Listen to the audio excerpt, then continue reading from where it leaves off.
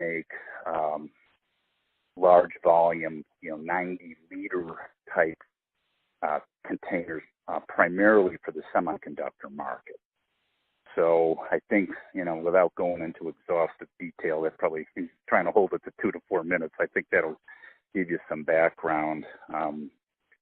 And tell me if you've got any questions or that's what you were looking for. That's exactly what we were looking for. And just to clarify, I heard you say the more recent experience involved a rotational manufacturing process.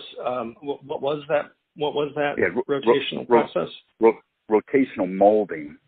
So it's a different type of molding.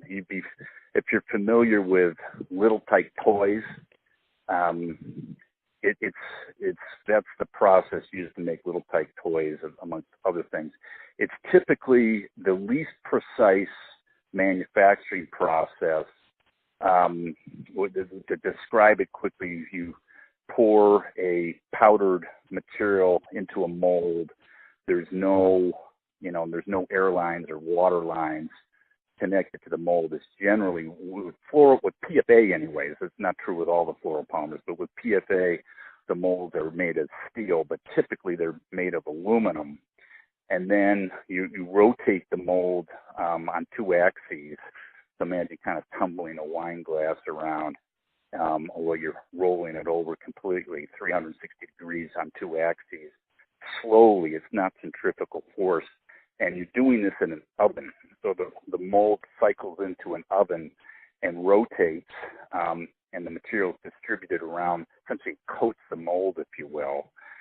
And then, depending with the fluoropolymers, particularly PFA and ETFE, the cycle times were very long.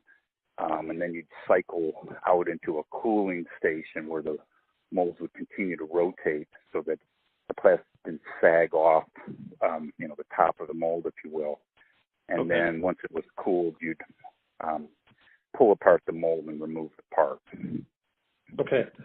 So that makes sense. And I think I heard you say that you did that process with PFA, with PTFE, and with, is it PVF, as it like Paul Nope. Victor? No, you got them both wrong.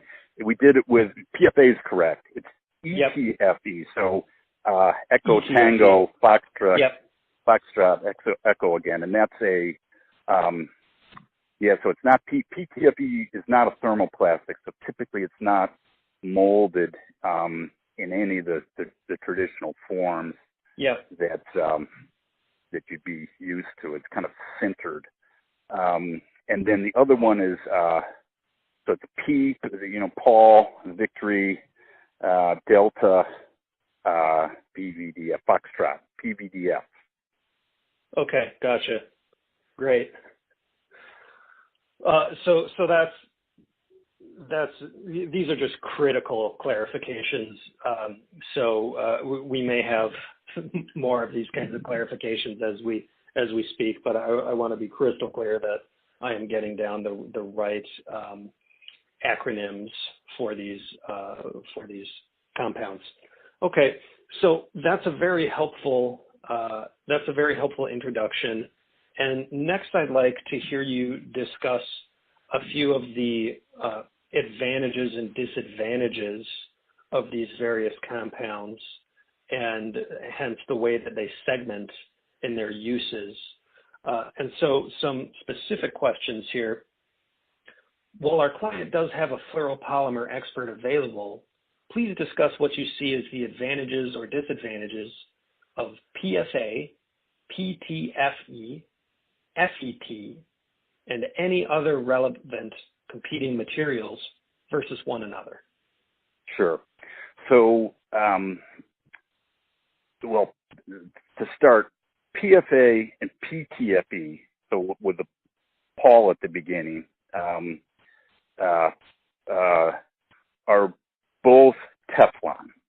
PFA is a thermoplastic, which means it can be, molded using heat and pressure. whereas PTFE, as we discussed, is not a thermoplastic